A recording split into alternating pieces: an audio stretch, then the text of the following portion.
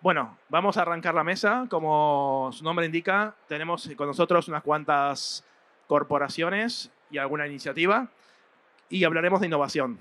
Hablaremos de innovación corporativa en este caso, hablaremos de cómo lo están las compañías haciendo y hablaremos de cuáles son los objetivos que tienen, qué instrumentos utilizan y cuáles son los desafíos que tienen como corporaciones. ¿Vale? Así que arrancamos. Primero de todo es agradeceros el haber venido a este panel. Estamos todos muy a tope en estos días y tenerlos aquí es un placer. Así que si os parece bien, de izquierda al lado mío hacia allá, si os podéis ir presentando y en qué empresa estáis, qué cargo tenéis, etcétera. Muy bien, gracias Diego. Pues yo soy Natalia Ruiz, Managing Partner del fondo Net Zero Ventures. Net Zero Ventures es un fondo de impacto medioambiental y luego entraré en detalles un poco de qué tipo de iniciativa es. Muy buenas tardes, mi nombre es Azahara y soy la directora de HersLab Internacional, que es un corporate venture de la corporación americana Grupo Hearst, y estamos invirtiendo en empresas fundadas y lideradas por mujeres. Hola, pues mi nombre es Pilar Gorri, soy gerente de innovación de Renfe y, entre otras cosas, tenemos el programa de innovación abierta TrendLab, donde intentamos ayudar a las startups para que co-creen con nosotros y consigamos solucionar algunos de los retos que tenemos entre manos. ¿Qué tal? Buenas tardes. Yo soy Alejandro Sánchez de Naturgy, utility de gas y electricidad. Y dentro de Naturgy estoy en el departamento de innovación, llevando temas relacionados con corporate venturing concretamente. Aterrizando un poco más, que es exactamente lo que hacemos o lo que hago yo personalmente, es incubación de startups, intraemprendimiento y, bueno, pues parte de gestión de ecosistema, principalmente relacionado con la relación con otros VCs, etcétera. Perfecto, pues muchas gracias. Ya presentados, si os parece bien, empezamos con la primera parte, que es sobre todo, tenemos un panel bastante diverso, tenemos una corporación pública y un par de iniciativas vinculadas a la inversión, evidentemente, pero también bastante diferentes. Por lo tanto, voy a dividir un poco los bloques. Si os parece bien, Natalia, te pregunto primero a ti, vosotros tenéis un modelo muy potente, estaría bien explicarlo, porque al final es un modelo de lanzar un fondo hacia afuera, desde una corporación conjuntamente con un private equity, con una gestora externa y con un foco además muy actual, muy importante. Así que si quieres contar un poco cómo lo hacéis. Sí, pues no, Net Zero Ventures nace de una necesidad y es una necesidad de una corporación como Repsol de tener una nueva herramienta para continuar apoyando compañías con soluciones para la transición energética. Entonces, Repsol, dentro de su paraguas de innovación, tiene muchos instrumentos y tiene un corporate venturing propio, pero la necesidad, o sea, el tipo de compañías que se necesitan para descarbonizar, en general son compañías que tienen unas necesidades de capital muy grandes, ¿no?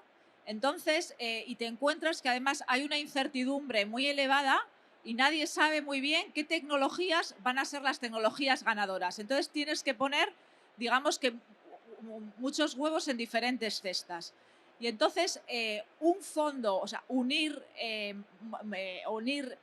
inversión con otras corporaciones, con otras entidades, para poder tener más músculo financiero, para llegar a compañías que necesitan más capital para escalar, pues eso es lo que hace que nazca este fondo. O sea, no es una iniciativa nueva, otras corporaciones españolas tipo Telefónica, Enagas han hecho algo parecido, pero unir, digamos, sacarlo como un fondo independiente para unir músculo y hacerlo de la mano de un general partner, como en nuestro caso es Suma Capital, con ya una experiencia muy grande en el mercado de cómo manejar fondos y hacer crecer compañías, pues sin duda es un modelo muy interesante, ¿no? Y al mismo tiempo es una iniciativa más, o sea, al final la corporación mantiene sus iniciativas y crea esta como una nueva forma, ¿no? Y da es muy buen ejemplo de cómo las corporaciones tienen que ir evolucionando a medida que transitan por la innovación, que como todos los presentes que vemos aquí, pues no es nada fácil, ¿no? Al final tiene muchas dificultades. Perfecto. Por favor, si nos puedes contar un poco sobre la iniciativa. Sí, pues como decía, nosotros somos un fondo vinculado a la corporación Hearst, que para que tengáis un poco más de contexto, aquí en España se le conoce mucho por la línea editorial.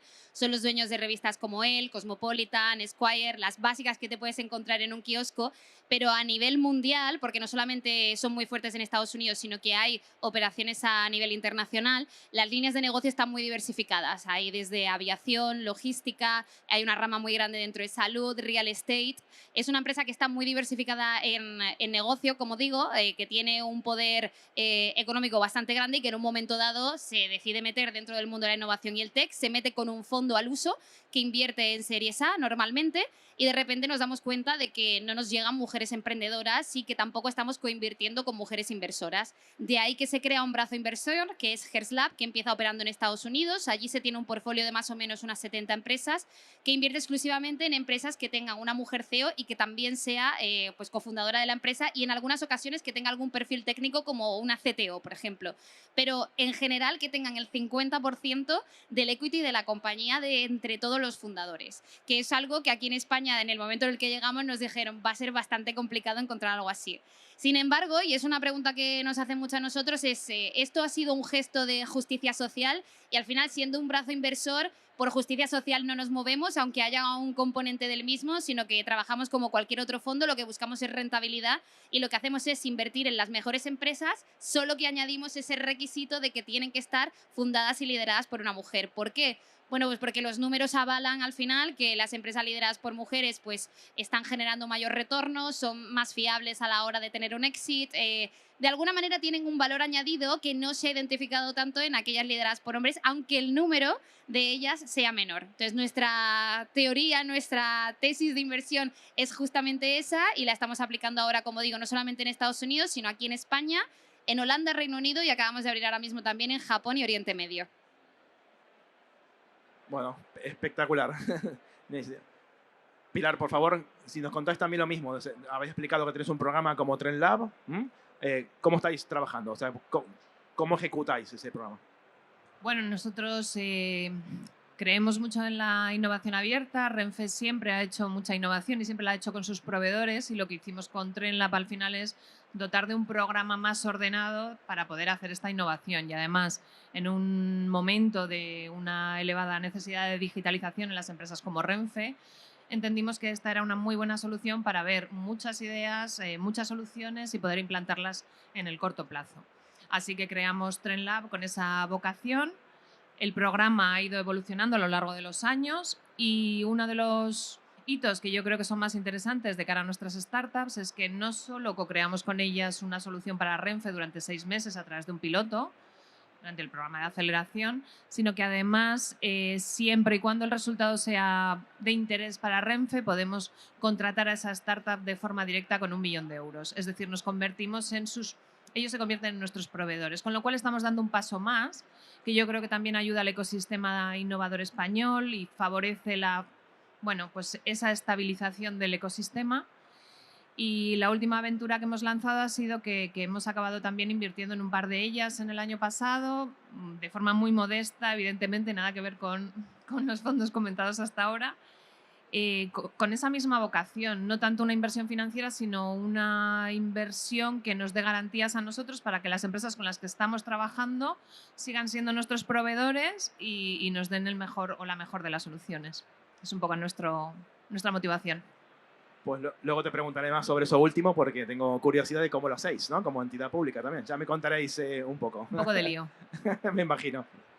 Alejandro, lo mismo. Vosotros tenéis muchas iniciativas, trabajás hace muchos años con modelo de aceleración, incubación, Sí. haces muchos pilotos. Contanos un poco también con esta actividad. Pues a pesar de ser un sector radicalmente distinto al de Renfe, pues estamos trabajando de manera muy similar. Efectivamente, nosotros también creemos 100% en la innovación abierta.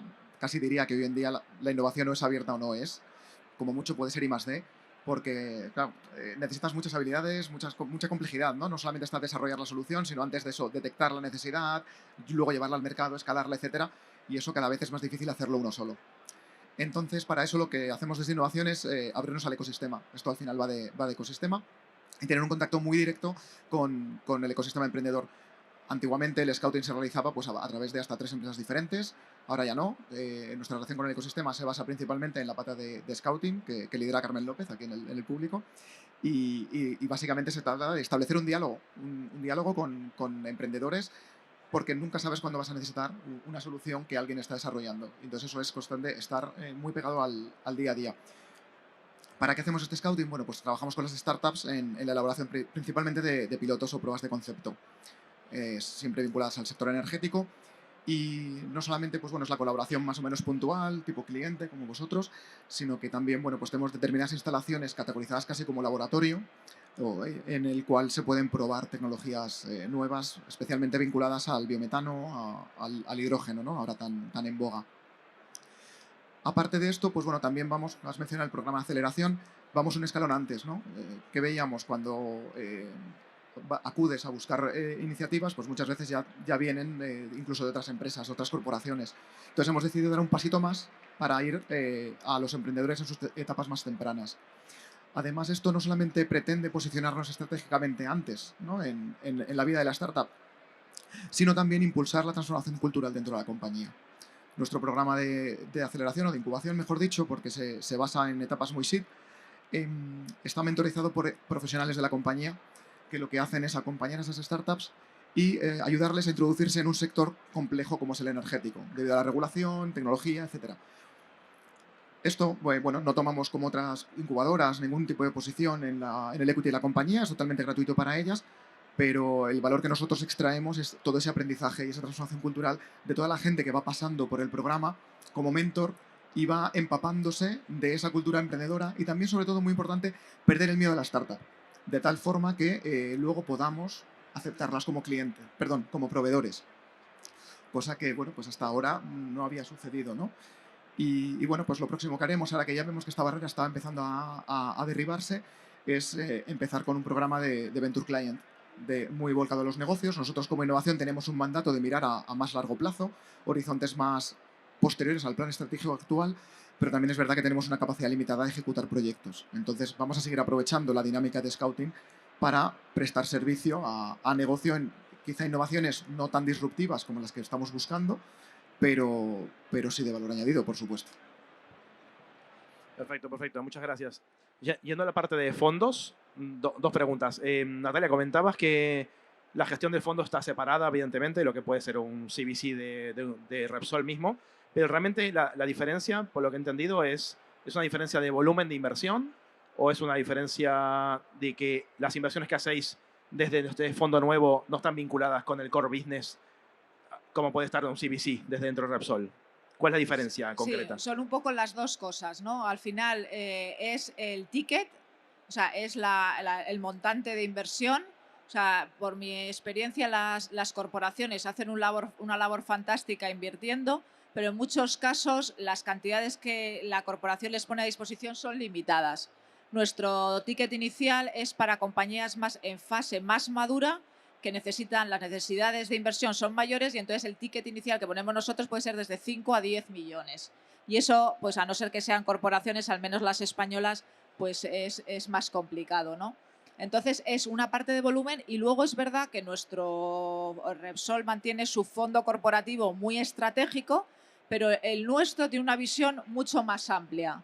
Siempre miramos la descarbonización de la movilidad de la industria, pero pueden ser industrias no relacionadas con los negocios de Repsol. Por ejemplo, al final, como decía Alejandro, o sea, al final la colaboración entre todos los sectores puede ser que Renfe, obviamente Renfe, Naturgy, incluso una corporación como la de Azara, ahora mismo con la descarbonización tengamos los mismos retos. Entonces, no necesariamente las compañías en las que invertimos tienen que pensar solo en un foco que puede ser del ámbito de Repsol, sino puede ser un foco totalmente diferente y al final acabando y converge en una solución que puede ser apta en el futuro para Repsol o otra compañía. Entonces, es alejarte un poco de la constricción de estar tan pegado a los negocios que muchas veces en las corporaciones supone un problema, ¿no? Porque eliminas mucha capacidad de invertir en cosas diferentes. Correcto, correcto. Y una pregunta más. ¿En estas compañías que están separados? Hola, hola. Sí. En estas compañías que invertís, evidentemente no tenés el constraint de tener que tenerlas cerca del core, pero las ayudáis también a desarrollarse, pueden convertirse en negocios paralelos y eso en algún momento termina consolidando en Repsol también. ¿Cómo es esa relación? Hombre, en principio funcionamos totalmente separado. O sea, lo mismo que Repsol puede interesar en la solución, le puede interesar a cualquier compañía energética, a un Naturgy, a un cualquiera, ¿no? Entonces, al final, no necesariamente, cuando entramos en las compañías, no necesariamente, o sea, obviamente muchas encuentran de valor poder entrar a, por ejemplo, si son compañías europeas, poder entrar al mercado o americanas, al mercado europeo, de la mano con la apertura de poder ser presentadas a una compañía energética, pero nosotros siempre decimos que no solo se lo presentamos a Repsol, sino a todo el ecosistema que tenemos alrededor y que conocemos bien, ¿no? Porque parte de los empleados, de la gente que trabajamos en Net Zero, provenimos de haber trabajado muchos años en la industria energética. Entonces, pero hay que mantener un poco la separación para que no se vea como que al final es una extensión de Repsol, ¿no? Está ahí, añade un gran valor y las compañías así nos lo demuestran y nos habilitan en muchas ocasiones a entrar en deals que si no tuviésemos detrás una marca no podríamos estar ahí porque hay mucha competencia por las inversiones potentes, pero no necesariamente unimos el devenir de las compañías a Repsol. Perfecto, perfecto, muy claro. No, y aparte, bueno, a la hora de diversificar el instrumento, lo mejor es que esté diversificado de verdad. O sea, al final termina siendo otro instrumento que hace lo mismo, ¿no? Sahara, en tu caso, mucha curiosidad con cómo operáis. Habréis contado los criterios más importantes, que es una mujer founder, si puede tener algún CTO o un C-level más, entiendo que también. ¿Cómo lo estáis? ¿Lo has tenido que adaptar para España? ¿Estáis funcionando igual? ¿Cómo está funcionando el deal flow? Contanos un poco. Sí, esa ha sido una aventura interesante porque, claro, es una iniciativa que llevaba operando en Estados Unidos muchísimo tiempo, que aquí en Europa entraron por Holanda y por Reino Unido, que quizás se asemejaba un poquito más a lo que ocurría en Estados Unidos que lo que está ocurriendo aquí en España. Y yo creo que está siendo ahora cuando de repente nos estamos sentando con todo el equipo y estamos diciendo, a lo mejor tenemos que adaptar algunas cosas a según qué mercado. Sobre todo la semana pasada estuvimos en Japón y fue como, a lo mejor tenemos que adaptar bastante muchas cosas si queremos hacer algo en Japón. Entonces, en principio, en Estados Unidos tienen mucha más facilidad para poner criterios mucho más estrictos simplemente por el hecho de que el mercado es más grande. Tú puedes decir, quiero un X de revenue, quiero tantas fundadoras dentro del equipo y tienes un pool muy amplio de empresas en las que puedes elegir. De repente llegas a un mercado más pequeño como es España y puede ser que encuentres una empresa que encaja perfectamente con todo, pero que a lo mejor alguno de los criterios no lo cumple tan bien. Es un caso en el que tenemos que evaluar, pues particularmente cada uno de los casos.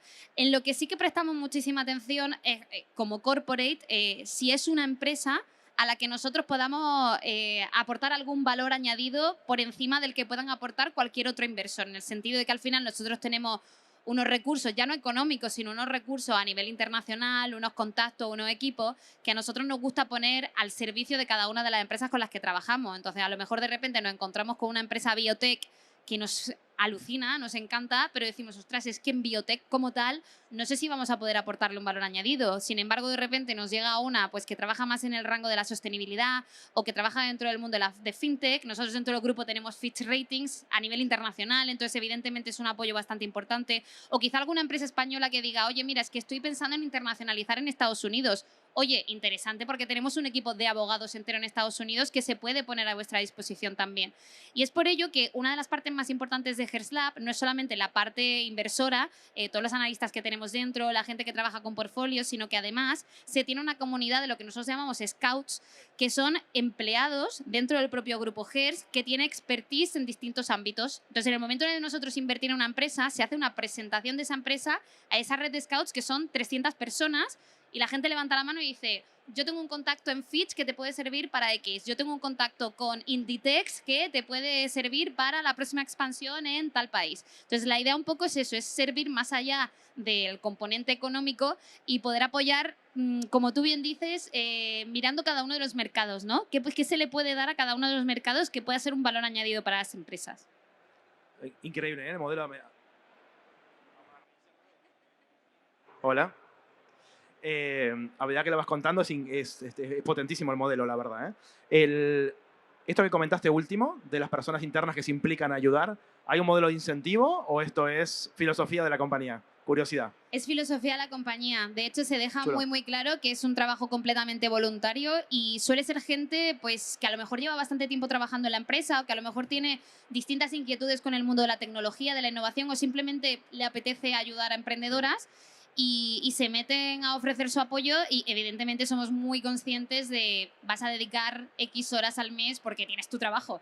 Pero lo que Claro. buscamos es que para ellas también sea un valor añadido como profesionales. Y lo que nos hemos dado cuenta es que la gente que se mete dentro de este programa de Scouts suele ser gente que es más fiel a la empresa, que permanece más y que además se promociona más rápido. Entonces, al final es un win-win para todos. Exactamente. Sí. Ese es el intangible, ¿no? Entiendo. Sí, sí. Bueno, os ahorráis de tener que montar un programa de intrapreneurship. Entiendo que ya lo tenéis montado. Si la gente se tira para adelante y se mete, buenísimo. Excelente. Muy bueno, ¿eh? Gran modelo. Ahora sí, es tu turno. Nos tienes que contar un poco cómo has hecho para para poder crear la capacidad de invertir desde una empresa como Renfe. Bueno, un poco lo que comentábamos antes. Nosotros teníamos el programa de 2018, ha ido evolucionando. Nosotros creemos mucho en el valor como empresa pública de fomentar un ecosistema innovador en España potente, con buenos puestos de trabajo, donde el talento se premie, donde ese ecosistema de valor a toda la sociedad. En nuestro caso concreto es muy vinculado al tema de la movilidad en todos sus aspectos, pero bueno, creemos que como aportación como empresa pública debemos de estar ahí, ¿no? Entonces ese crecimiento, pues el siguiente paso era, vamos a pensar en invertir. Claro, nosotros no tenemos un vehículo, tampoco se ha pensado en ello, entonces teníamos que probar con algo pequeño. ¿Cómo hacer fácil esto dentro de una corporación como Renfe que no lo había hecho nunca? Bueno, pues lo que pensamos en un primer momento es a quién conocemos, con quién hemos trabajado, con quién nos hemos sentido cómodos y que ellos estén dispuestos a, oye, una ronda de inversión o simplemente que queramos o que podamos invertirles directamente. Entonces hicimos scouting dentro de las startups que habían participado en TrendLab. Hubo un par de casos, 3 que, bueno, pues que tenían todas las características para poder participar. Y bueno, pues ya está. Bueno, ya está tampoco. Al ser una empresa pública todo es como Claro, el más mecanismo, laborioso. Lo que hicimos, evidentemente, al ser empresa pública con más razón todavía, porque estamos sometidos a auditorías bueno, pues muy exigentes, lanzamos una due diligence que tenemos que sacar por licitación pública, con los plazos de licitación pública y sobre todo poniendo en el mercado la idea de que Renfe estaba haciendo una due diligence para empresas emergentes. Después de tener los resultados de esa due diligence nos pusimos a negociar con la startup, a convencer a gente en la casa, los equipos financieros, los equipos jurídicos de una empresa pública de 80 años. Veían algunas métricas de la startup que no encajaban con la idea Ecofin de un Ecofin que no había visto nunca una startup. Pero bueno, nosotros tenemos la suerte, y eso es una suerte, que nos dejan contar, que nos dejan hablar y que ven que en lo que hacemos pues se basa en el sentido común y en datos también. Es decir, no estamos diciendo, venga, vámonos a invertir 25 startups así que nos... No, oye, es un proceso que está bien estructurado, que contamos con todos los OKs o con todos los checks lógicos que debemos de tener. Y yo creo que en Renfe también, igual que en muchas otras empresas públicas, hay mucha gente con ganas de hacer cosas diferentes, con ganas de hacer cosas que ayuden a la compañía en el largo plazo también. Y creo que eso supimos venderlo como estamos ayudando a un proveedor, estamos dando solidez financiera a este proveedor, estamos ayudando al final a que nos ayude a nosotros a hacer mejor las cosas. Y creo que ese es el círculo que hemos conseguido cerrar con TrendLab hasta el momento. Os apoyamos al principio, hacéis un piloto, estamos muy contentos, os contratamos como proveedor, seguimos más contentos. Oye, necesitáis un pequeño empuje final porque estáis en una ronda de inversión o, aunque no hayáis empezado, pero nos gustaría invertir. Venga, pues en la medida que podemos vamos a intentarlo, ¿no? Y esa es un poco la vocación. No, espectacular. Y que lo hayas logrado más, ¿eh? Pero entiendo entonces que las que habéis invertido son empresas que están siendo proveedoras actualmente. Perfecto. Y que tenéis, digamos, por lo tanto, un roadmap de producto, está integrado. Claro, la idea no es... Nosotros no hacemos esa inversión solo financiera, es decir, pensando en un exit, como puede ser un fondo Claro. de otras características. Nuestra inversión es más estratégica. Oye, Claro. nos gusta vuestra solución, nos gusta trabajar con vosotros, la gente de Renfe que trabaja con vosotros está muy cómoda, tenéis un producto muy disruptivo para nuestra compañía Claro. y sobre todo nos aportáis talento. Estamos aprendiendo mucho de vosotros, entonces no siempre es fácil traer talento a Renfe. Somos empresa pública, tenemos unos salarios tasados y conocidos, es decir, no siempre es fácil atraer talento Sí. tecnológico y de esta forma tenemos talento, tenemos proveedor sólido. Bueno, yo creo que, insisto, Muy bien. es No, un no. modelo que nos gusta. No, correcto, correcto. Y a ver, y en la parte más egoísta, de alguna forma, os aseguras también la continuidad de ese, Claro, de ese claro. proveedor también, Nos ¿no? Que ayudamos es- todos. Yo claro, creo que claro. es al final Al final un es win-win. cuando... Exactamente. Pues genial. Gracias, Pilar. Alejandro, contigo me están indicando de ir terminando, pero te quería pedir, como empresa también energética referente absoluta, es decir, ¿cuáles son los desafíos o los retos que estás viendo en este mundo? Vale, pues nada, muy brevemente, Sí. internamente, parecido a lo que ha comentado Pilar, es decir, choca mucho y, claro, ninguna inversión o ninguna colaboración en startups que hemos presentado, hemos conseguido hacer una, pasa ningún filtro financiero. Entonces tenemos que montar el business case con los intangibles, pues todo lo que vamos a aprender, el talento es una externalización de la innovación, es una apertura o poner un pie en nuevo mercado, en inteligencia, etcétera. Eso por un lado. Y por otro, de nuevo, de cara afuera, pues es muy importante la gestión de las expectativas para con la startup. El principal condicionante diría que es el tiempo. Somos lentos. Las corporaciones somos lentas en tomar decisiones y las startups muchas veces no lo entienden, ¿no? Están acostumbradas a otro ritmo, especialmente ya si vienen de países o culturas como la americana. Ahí ya sí que es alucinante la fricción.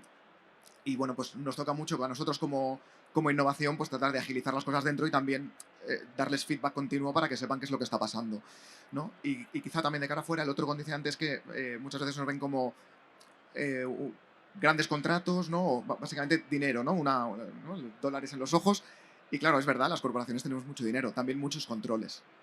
Y no es tan fácil, al final, como decía antes Natalia, que nos dejen cantidades significativas para este tipo de aventuras, ¿no? Pero bueno, al final, enlazo con lo que dije al principio, la labor de ecosistema está en trabajar toda esta relación de antes, gestionar muy bien las expectativas para que al momento en que por fin puedas llegar a trabajar de verdad con un contrato de por medio, no haya fricciones. Bueno, pues nada, muchísimas gracias. Nos acabó el tiempo, espero que haya sido interesante para vosotros, sobre todo entender cómo ejecutan los programas, qué valor aportan, cómo lo hacen. ¿Eh? Muchísimas gracias a todos los panelistas. ¿Eh? Gracias, hasta luego. Hasta luego.